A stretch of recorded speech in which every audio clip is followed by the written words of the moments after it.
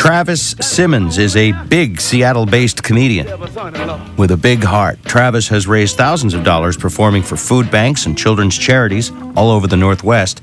His YouTube video hits are counted in the millions. And tonight you can see him, Travis, a.k.a. The Big Funny, headlining an evening of free comedy at the Hooters Casino in South Park. The show starts at 8 and will also include my son Andrew, who's going to do a set tonight.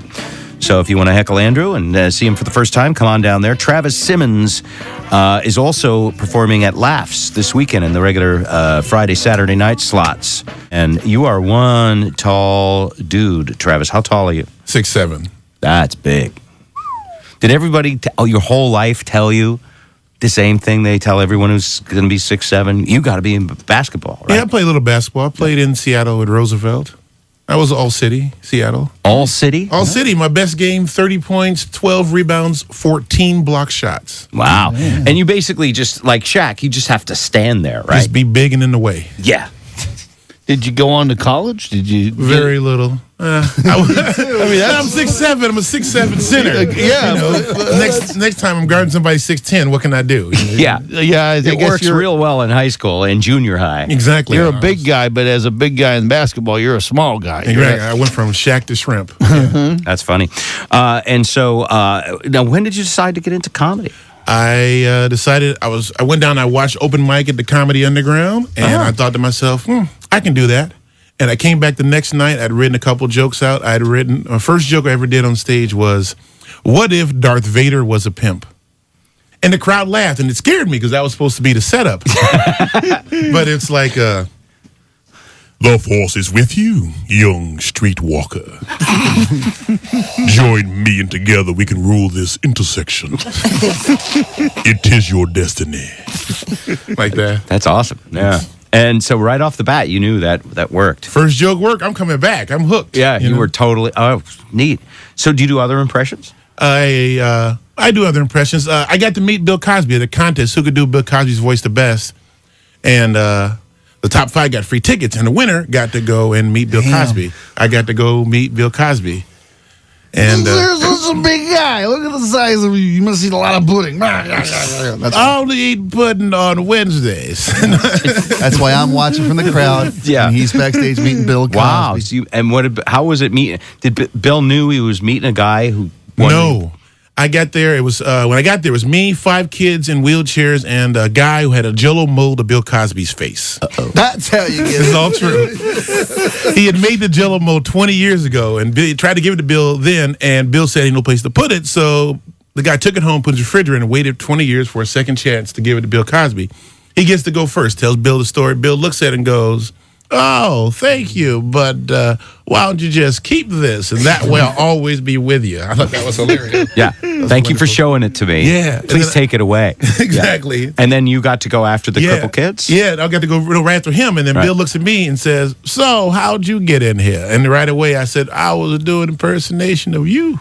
And we talked for a while. I knew 4 days in advance I was going to meet Bill Cosby, and I had questions prepared, and I asked him, is the reason why Fat Albert sounds the way it does, would that be because Louis Armstrong was one of your idols? And he said, yes. Makes sense? This makes perfect sense. The same voice, right? Hey, what a wonderful world. It's the same thing. And so I got to meet Bill Cosby. That's a beautiful song. Can you sing the whole thing? Yeah, I've done it. I do it at open mic. Sometimes they'll close it out, and I'll like, I see skies are blue. Give me a little more. I see skies are blue.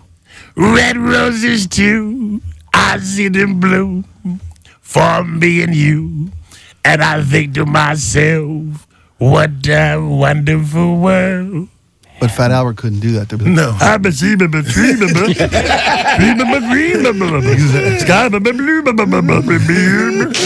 Watching that apology, do you think it worked? Do you think? I don't know if. You think he can change? I don't think he has to. He's a billionaire. I mean, the joke I was doing about it was Tiger Woods 15, Wilt Chamberlain 20,000. That makes Tiger Woods 99.99% faithful. He's purer than Purell. And I was watching also something about Tiger. They were talking about how it all came out was that Tiger Woods is a stiffer. He's a not tipper. He doesn't tip. See, whatever Oh, I'm happens sorry. in Vegas. That's what they call it? Yeah, A stiffer when you go to a place and you don't tip? Yeah, you're a stiffer. Thank you for clarifying. Thank you. Yes. Well, they said that whatever happens in Vegas stays in Vegas as long as you tip. Right? If we're all wait staff in Vegas, Tiger comes around a couple times a year, slips us $300 or $400. When the reporters come asking us questions, I got nothing to say about Tiger. Right. Tiger who? But if he's not tipping, you're like, man, he was with her. He was with her. Right. He left messages on her phone. I heard it, you know. So, how do you feel? I know I'm asking black man questions. I apologize for No that. worries. I don't mean anything by it. But how do you feel about our current president? Are you psyched? Well, what I notice about Obama lately is how people keep saying, well, when's Obama going to do something? Why hasn't he done anything yet? These are liberals saying this. And to me, it's kind of like going on a road trip for like 8 days with the same driver going the wrong way. And finally, you get a new driver. Only 1 day has passed, and people are going, hey, man, why ain't you got us back home yet? Well, Obama hasn't had a chance to adjust his seat or the mirrors. He hasn't programmed the radio to the station he likes, like KZOK. And the car still smells like Bush. And if you take a big whiff, there's old Dick in the back seat. Cheney. No, I got it. Yeah, it was good. It was good. It was laying there, but it was good. It was just fine. He was just laying there. You, I understand, are a proponent of something that's been in the news a lot lately, which is medicinal marijuana. Yes, I did the Hemp Fest this year, and they wanted us to do jokes, not just pothead jokes, but really talk about medical marijuana. And what I figured out was that diseases or disease is really your body at dis-ease. You smoke some weed, it gets rid of the dis, leaves you at ease. That's it.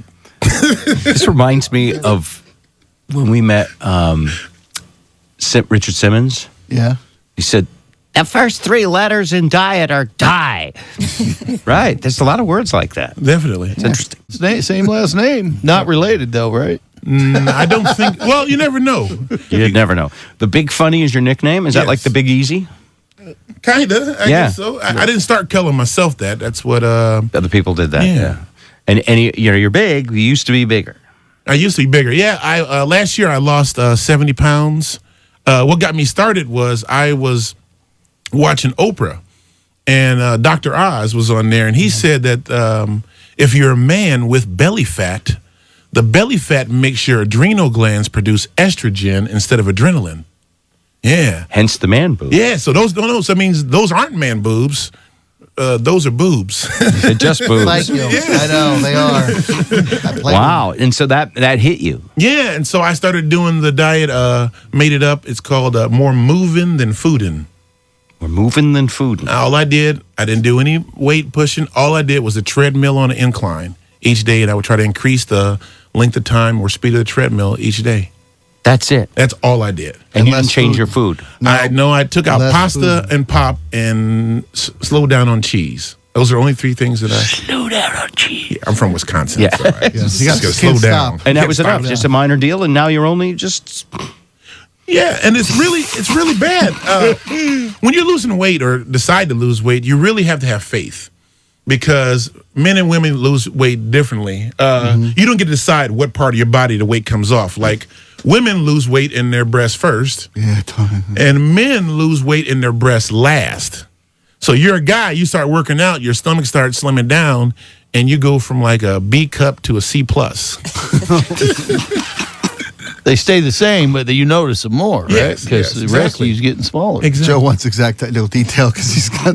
I'm right there with you. I'm both. I'm working on it. You're right there with him. well, on the Other than being a 1.5 foot shorter, you're right there with Yeah. him. and white, 1.5 but wider. Yeah. But I'm with you. 70. What's up, my bro? Well, and I don't I'm have a foot the and a half hair. whiter than him. That was Other great. than no hair. Wouldn't have white hair. If I Totally could have, different race. if I could have the hair, I would. I love. You love that I Rasta love hair? the Rasta hair. Yeah. The reason for the hair was I figured if I had man boobs, what difference does it make what my hair looks like? Plus, you can play Whoopi on Sunday Night Live if you ever get there, right? There you go. Oh, There you go. Do you do a Whoopi impression? I do not do a Whoopi Work impression. You on it. should. I should. Yeah, absolutely. Now I got the hair. I should. That's a reason to come back. back We'll with some hopefully Whoopi. see you again soon.